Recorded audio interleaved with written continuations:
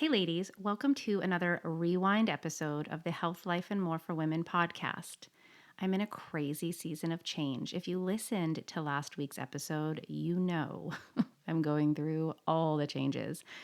And it got me thinking in this season of change, as my oldest is graduating, it might be fun to just take a little stroll down memory lane. Maybe you're raising teenagers. Maybe you are in the tween stage. Maybe parenting is just all over the place for you and it feels like it's constantly changing. Sometimes we need to know we're doing things okay. Our kids have opinions, our kids have thoughts. In this rewind episode, there's some great golden nuggets to pull out.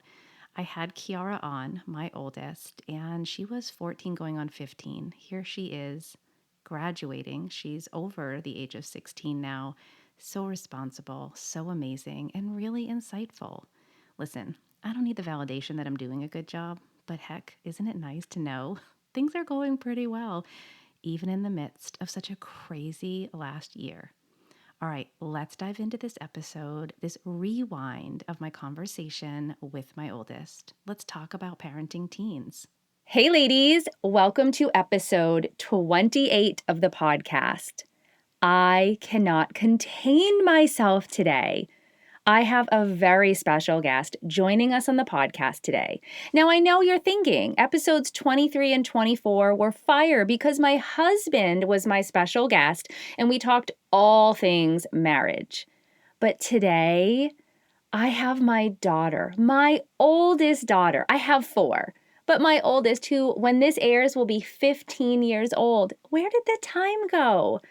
Anyway, she's joining me here today on the podcast to talk about parenting, to talk about what's been going well, what hasn't. Even some of her friends submitted some questions they wanted us to tackle right here. I am so excited. Hey, do me a favor, because this is all about parenting. Grab a snapshot of yourself listening to this podcast, post it, and tag my podcast Instagram page. It's real easy. On Instagram, it's Health, Life, and More for Women. That's it. Tag me there and I'll give you a shout out on the podcast page. All right, let's dive in to the episode.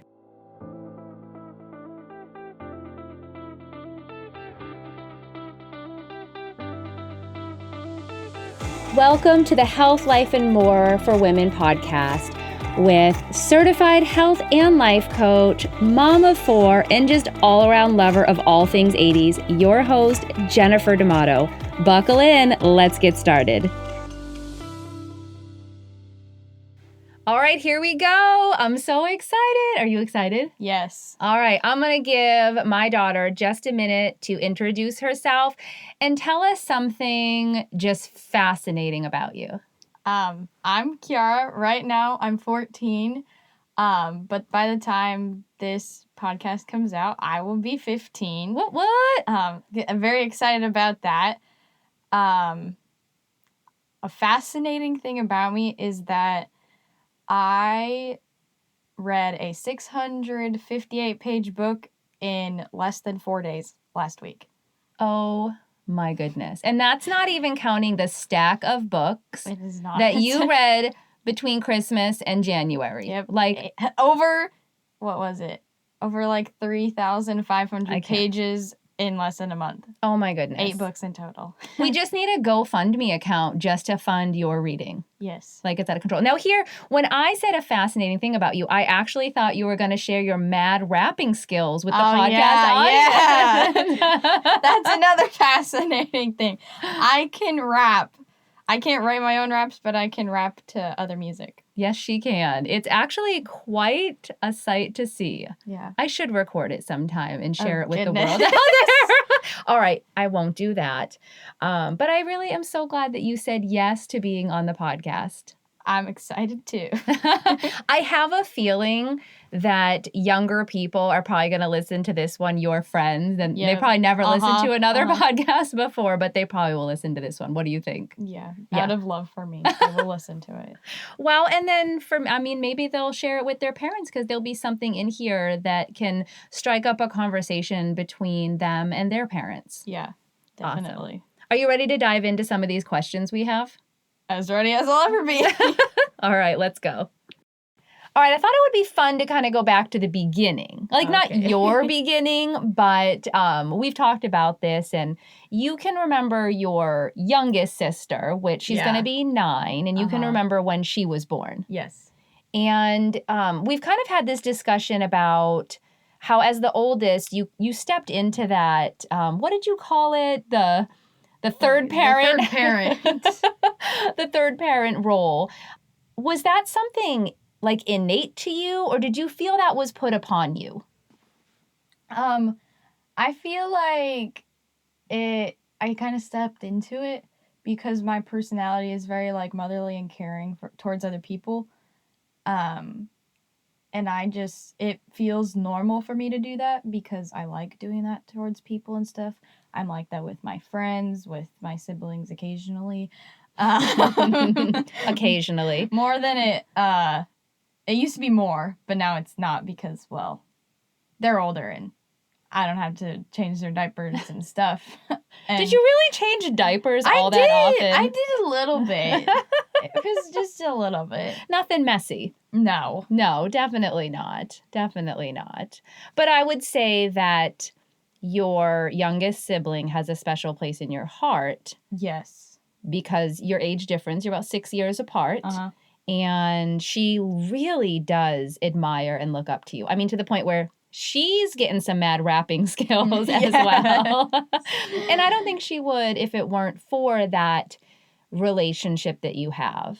Yes. Yeah. And I think that's a great point to make, too, that if you have more than just 2 kids, there's going to be different relationships between each of the sibling sets. Yes. With me and Maya, we just keep to ourselves most of the time. And then we like argue with each other on a daily basis. And we just are like clashing sometimes. And then other times we're just like, okay, whatever. Now, I want to stop right there because you're talking about the 13-year-old in the house. So for the listeners, I just want to be really clear. We're talking about a 15-year-old and a 13-year-old. And this is so common. You're both going through your own journeys, kind of starting to define who you are. So it makes sense what you're saying, that you're going to spend time apart. Yes. You're going to drive each other crazy because you are 2 very different people. Yes. Very different. And that's not a bad thing. But here's what I notice is as much time as you spend apart, 9 p.m. hits, and for whatever reason in that room you 2 share, it's loud, it's laughing, it's talking. Yes. And that's when it seems that at the end of the day, you guys still come together, though. Yeah. I mean, you may drive each other totally crazy. Yeah. Maybe her driving you more crazy than you drive her. Probably. But I just want to say that that's all normal. And we've talked about that. Yeah. But what's important is that you continue to show up in that relationship, even if it's not easy. Yeah, definitely. Yeah. And that's, you have an 11-year-old sister too, where it's totally different and you're probably just more listener and observer. Yes, even though I don't understand half of the stuff she's saying. Well, listen, not all of us can be expert Pokemon learners. We can still show up and you do a really good job of listening and just being present with her, which is really all she wants right now at 11 years old. Yes. All right. One of the questions that your friends submitted for the podcast was, what is an ideal friend group for a teenager? What are your thoughts on that? There really isn't an ideal friend group. You can have people that are older than you, people that are younger than you, people that are the same age. In my friend group, I have a mix of people that are older than me and younger than me. And those that are younger than me, I kind of view myself as a leader towards them because I am in a leadership position at church. And so I want to be able to help them and mentor them in a way, but still be friends with them. And then there aren't many people in my friend group who are the same age as me. As I'm thinking right now, there's no one that I could think of that is my exact age. Well, and I just want to interject here that I can remember since the time you were about 3 years old, You did not hang out with your peer group. I never did, yeah. No, and you actually, when you were really young, you enjoyed hanging out with the adults. I did. I still do. And we have always valued that mentor and mentee relationship where Yeah. we encourage you to have mentors in your life, even if Yes. they're just 3-4 years older than you and in a totally different season, though they've graduated high school, they're in college. But then for you, and I do think it's unique more to your personality, Yes. that you are also enjoying being a mentor. Yes, I do enjoy that a lot. Well, and I think you're really good at it too. I think it's just something innate to you. Yeah. But I think I'm going to agree with you that I don't think there's an ideal friend group. There's not. But would you say, as you're getting older, that your friend group starts to become people who value the same things you do or are a certain type of character to them? Or what would you say when you're looking at a friend that you go, wow, that's someone that I definitely see myself in a deeper friendship with? Yeah, definitely people that like lift me up and like can be there for me and that I can be there for them too. Is like something I look for in a friend, and like someone that I can share my music with and like we listen to similar things and like enjoy going places together and eating the same food. Things that are important to teenagers. I love this. And I love that food is involved in it. I am so here for all of that. Okay.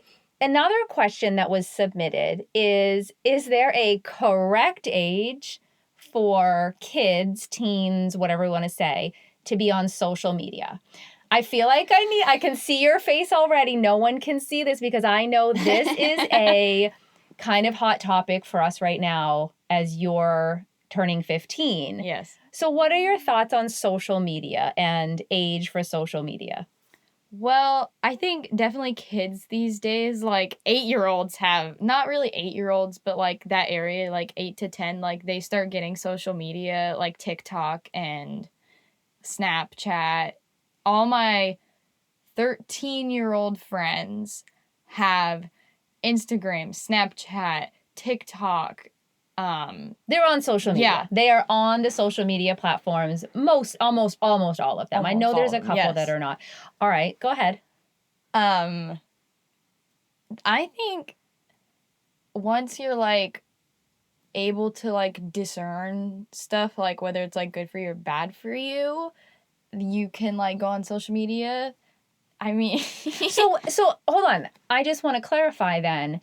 There might not be a right age for it, a certain age, but it's something unique and individual to each personality, each kid. Yes. Okay. That's really interesting to hear. So what does that mean for you? Because I think my listeners, most of them probably have heard me say, we don't do social media. Yes. That you got a cell phone at the age of 13 and a half, which was a really 13 and a half in 1 month. Very specific. It's like a celebration on the calendar. It is this year. But we don't allow any social media. The only thing that you're really able to do is you go on Pinterest or YouTube. And we have YouTube, yeah. So what are your thoughts on the fact that you don't have social media? Since we're homeschooled and my only place to like be the light kind of is at church, I feel like I could use social media to like reach out to people and stuff and just spread positivity because that's also my personality. Yeah.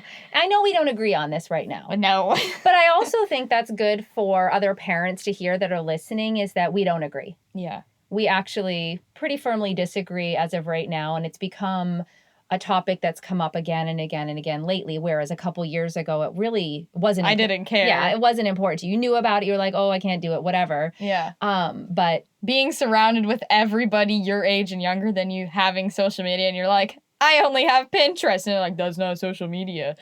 I love this reenactment that's happening in the closet right now of the conversation between you and your friends. But I mean, you understand, we've given you our reasoning why. Yeah. You understand our positioning, but you don't agree with us. I do not. And I think that's okay.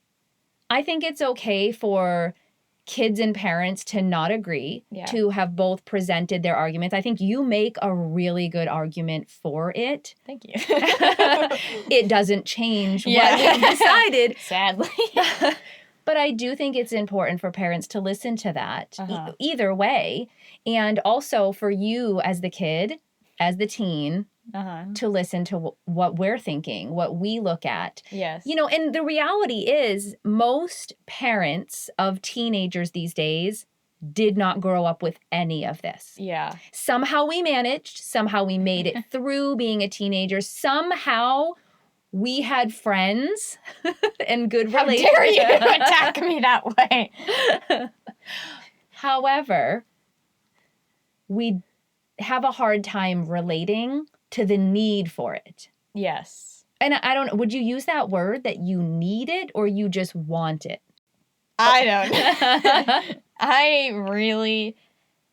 I think it's a mixture of both. Like, because if, like, me needing it, I would really, like, need it to, like, be able to spread, like, love and positivity and stuff, because I don't go to school and I can't do that every day.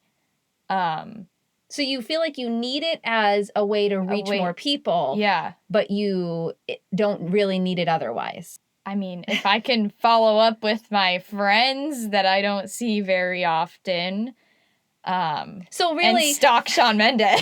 Social media is a form of being social for the way you see it. It's being social. Okay. It's being social without being there in person. I mean, I think this is such a good, rich discussion. I think something that should be discussed before just an automatic, here you go, here's social media, you know, do whatever you like. And, you know, I know a lot of parents monitor it. And, you know, when you do eventually have that, it would be monitored if you're living under our roof. But I think it's such a good discussion to have, to see there's a difference between wants and needs. And it really is, in my opinion, something you want, not something you need. But I hear what you're saying as far as what it could do for you and the positive part of it. Yeah. Which doesn't really address the negatives. I don't think there's a correct age. You know, I know that's what your friend was asking. Is there a correct age for social media? And I know the particular friend of yours who asked this is on social media, follows me, but knows you're not on there. And I agree with you that there's not a correct age, that it has to be on an individual basis. But I also believe very strongly that there should be discussions between the parents and teenagers or kids about it. Yes. Good. Awesome. Okay. So on that same note, it's been brought to our attention that parents don't understand their teens. Do you believe that's a true statement? It is partially true, because our parents, they grew up in a different culture, a different time, and it's not the 80s anymore. It's Gosh, 2020. I wish it was the 80s. I know, that'd be pretty cool to grow up in the 80s, I think. I don't know. The music alone, though, the music and the clothes, kind of. But let's be honest, you're kind of wearing the clothes. I mean, those mom jeans. Yeah. Those mom jeans those are a killing me. staple in life. Mom jeans and Converse. But you don't believe that parents understand their teenagers? I believe that they partly understand them. Like, sometimes a kid can be going through something and their parents, like, never went through that. Like, they can be struggling with, like, severe depression or, like, suicidal thoughts, and their parents never had to deal with that. Can I ask you, though, do you think it's that the parents don't understand, or that when you're a teenager, it's hard to see that your parents understand it? I think as a teenager, it's hard to see that your parents understand it, because being a teenager, life is just a roller coaster of craziness and feelings and hormones, and you don't see your parents on the same playing field as you, right? No. Right. And I think for parents in this situation, we need to acknowledge that you don't believe we understand everything, that we can't relate to it, because you're right. I mean, 2020 is very different than 1982. I mean, I loved 1982 and all of the 80s after that. 90s weren't too bad, but it is totally different. Yes. And I think because there's this gap when you reach the teen years, I think as parents, we need to listen more than we talk. Yeah, I agree with that. I think what we've kind of set up here is our room kind of becomes this open space at night. Something my mentor taught me when you were probably only about 8, and I just stored it in the back of my brain, was when you became a teenager, and any of your sisters, of course, and this has been true, you kind of stopped talking until about 8:30, 8:45 at night. Yes. Yeah. And then all of a sudden, it's like this switch turns on and you do nothing but talk or want to have a conversation or seek advice out or just bring something to our attention. I mean, and it could be anything. It can be anything from a friendship thing, from a sibling thing, something personally going on in your thoughts. We talked politics the other night, for goodness sakes. We did. But that's when you do it. And our goal is to give that space to you and for the majority of it to be spent listening. Do you think that's something that parents need to hear, right? Yes, that they definitely need to listen more to their kids instead of just being, do this, do that, and you can fix it. Meaning the parents can just fix the problem? Or they're telling the kids to fix their own problem? Yeah, like telling their kids to fix their own problems. Okay, so that brings up an interesting point too, because when you're really little, and I would say it's still true for your youngest sibling at almost 9 years old, that we're going to intervene probably and fix the majority of her problems, we're going to help her navigate that. But as you become a teenager, I call it a click back. That's just the way I can envision it, where I'm not fully stepping back, but I have to take this little click back, this little, I'm going to back off a little bit and let's give you some space to handle that. Yeah. And then also create space when it's not working so well, you're finding yourself frustrated, things aren't going the way you thought, you can come back into our space and seek other advice or counsel or just support, love, and encouragement. Yeah, definitely. Is that working so far? Yes. Good. I'm glad. And I think parents need to know that it's normal for kids to kind of shut down during the day. They might not talk. Yeah. They don't want to share, right? But at the same time, you need to create some space when they're ready to talk. Yes. Which, unfortunately for us, is usually 9 o'clock at night and we get up really early. But as often as we can, we're creating that space for you. And you know that you can do that when you need to. I think it's a great time for me to even reference episode number 10. My number one conversation hack is key in raising teenagers. I spoke about it a lot in there in the way that we actually ask the question. Asking how was your day or how are you doing gets us nowhere. But when you ask your teenagers what's going well, you actually have an opportunity to open up dialogue between you and them. Hey ladies, before we end this amazing episode with my oldest, I just wanted to take a moment and say thanks for listening. Thanks for subscribing and being here each and every week. Would you take a moment and just click on that star review if you're listening on iTunes? Let me know that you're loving this podcast. Leave even a written review of your favorite one. All right, let's head back to the podcast now.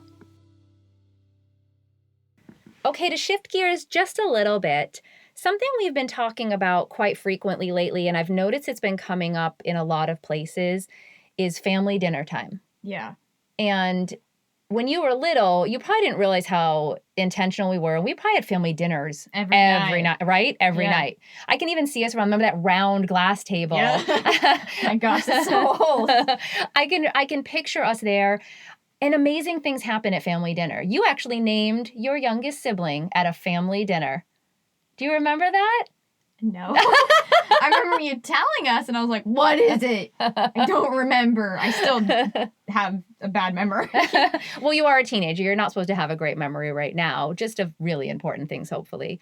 But we feel, your dad and I, that family dinners are crucial to having a good relationship with your kids, even when they're little, and especially as they get older.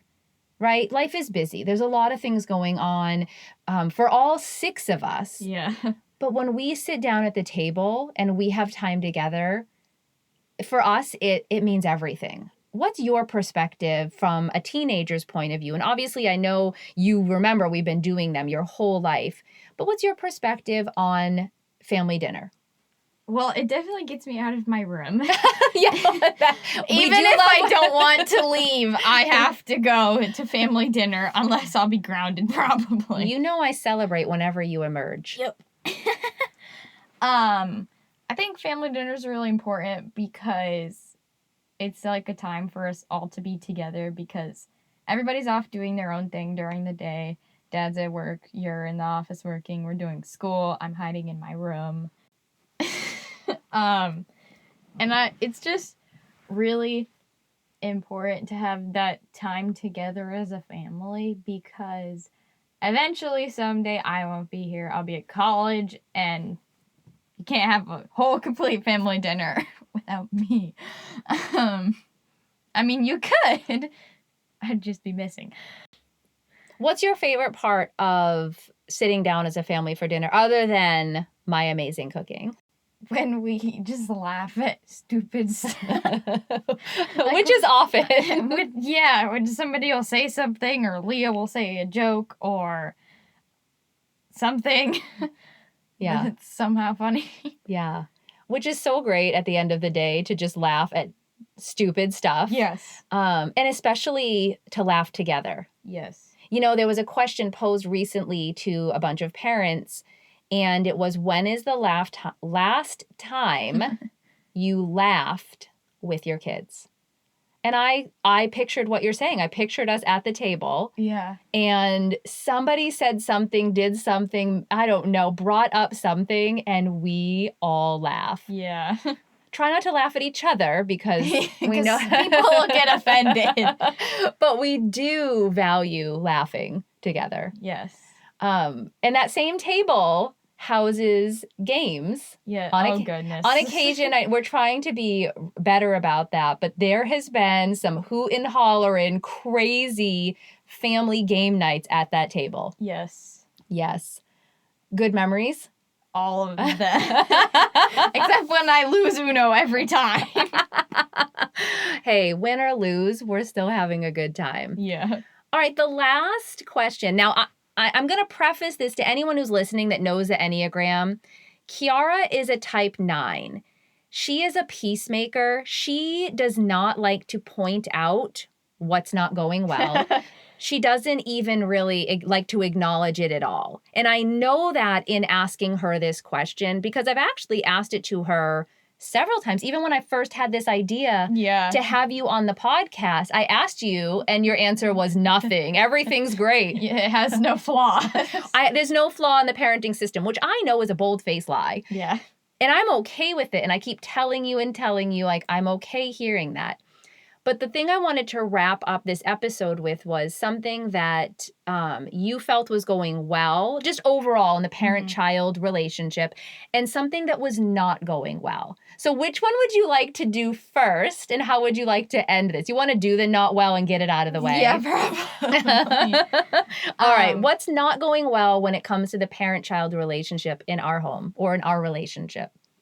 The social media. I knew that's what it was going to be. That's the only thing I could think of. I told you guys, she's a type 9. If I asked this to any of the other kids, they probably have a laundry list of things we're not doing well. But I will say that has been on the forefront. Yeah. That we're not allowing you to have social media. You want social media. Therefore, yes, it's causing some division between us. Yeah. Is it something you think about all the time?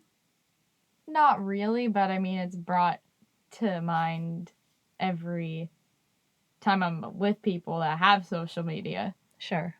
And I'm like, yeah, I don't have that.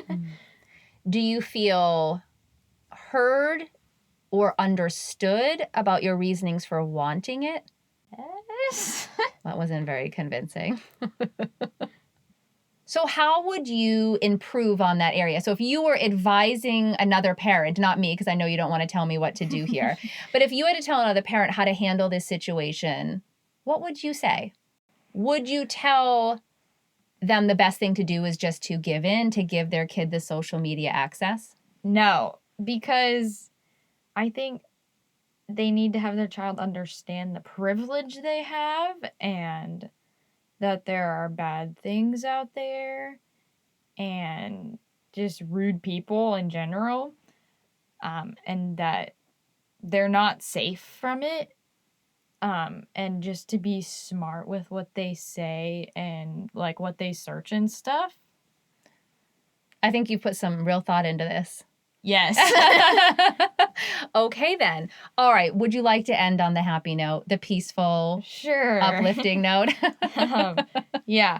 I think what's going well is the relationship between us and how I can come to you about anything, and that, like, you know, when something's like wrong with me and when I need a hug.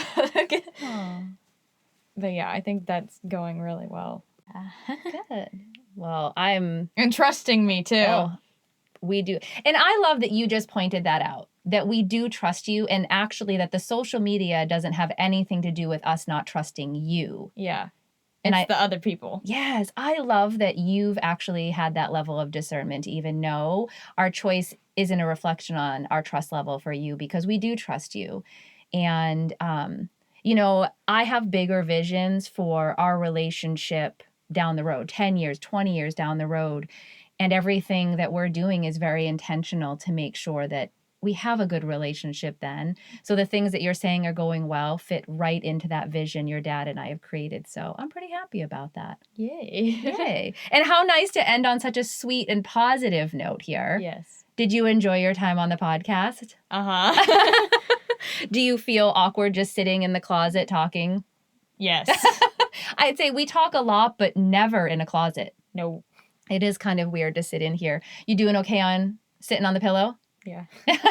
Good. I'm so glad you came on. Thank you for just being honest and vulnerable and being able to share with the listeners your thoughts when it comes to parenting. Yeah, it was great. Good. It'll be good. It was really fun. I enjoyed having you. Yep. Time to go read. Always. Like I told you guys, we need a GoFundMe for this one and her reading. Ladies, thanks for tuning in today to listen to me basically hang out with my oldest. She's pretty awesome to hang out with, and I honestly choose to do that a lot of the time. All of my kids are amazing, and even when they're not amazing, I still choose to show up. I know that we're not perfect parents. I don't actually believe that we're supposed to be perfect parents. We're just supposed to be parents who are present with our kids. If you're present and you show up and you actually do the thing, you do the listening. I mean, that's the most important thing. You heard her say that, the listening, creating that space for that. All the other things start to work out. Because you heard Kiara say, she doesn't have the social media, but she knows it's not a trust issue with us and her. She understands we have this boundary. She doesn't have to like it. And she knows that she can tell us that she doesn't agree with us.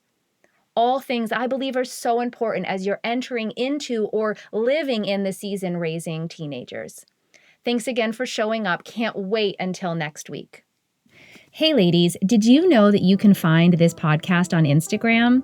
Just search Health, Life, and More for Women and come follow along. You'll never miss when an episode is released or any of the behind the scenes fun that I'm having. I would also love if when you're listening, go ahead, tag the podcast, and I'll give you a shout out right on Instagram. If you're still struggling with knowing what to eat, if you're struggling with knowing, are you even hungry? Don't forget, I have a free ebook that I wrote just for you. Click the link in the show notes below or head to www.healthcoach4life.com. That's www.healthcoach4life.com. And don't worry, girl, I've got you covered for all the things you've ever needed. Just head to the show notes below. You'll find links to not only my free ebook, but I've provided links to all my social media platforms.